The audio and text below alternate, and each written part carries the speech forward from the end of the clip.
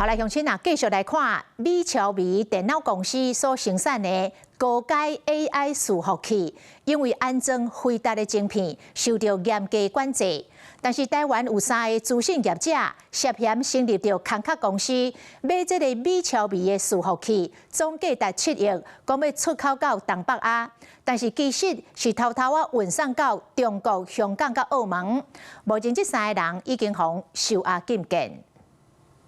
海巡署調查隊佇咧基隆和內湖兩倉庫查到還未走私出境的真濟美超微高階 AI 伺服器，同一個時間嘛兵分12路調查三回被告大所在和公司，查扣電腦小鋪共900多萬現金，和進口的旅行車。因高階 AI 晶片及伺服器具高度戰略性及敏感性，可能涉及人工智慧訓練、高效能運算、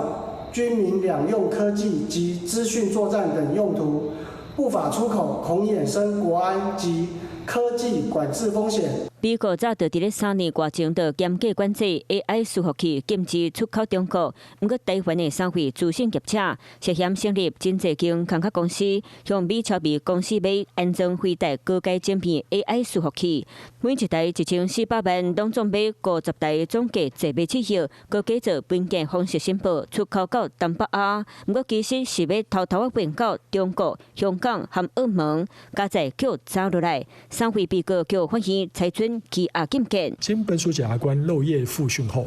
認被告3人均涉犯偽造文書等罪，犯罪嫌疑重大，且有逃亡、湮滅證據及勾串共犯、證人之虞。因為牽涉敏感的台美科技供應鏈安全，引發業界高度關注。經濟部國際貿易署的檢視講，美國透過出口管制法規，要求非美國業者照補助，若違反，唔能讓名聲和權益受損，甚至可能被其他國家制裁，因為金額7.7億。檢方第2號無後果總價錢，會繼續擴大侵入對策。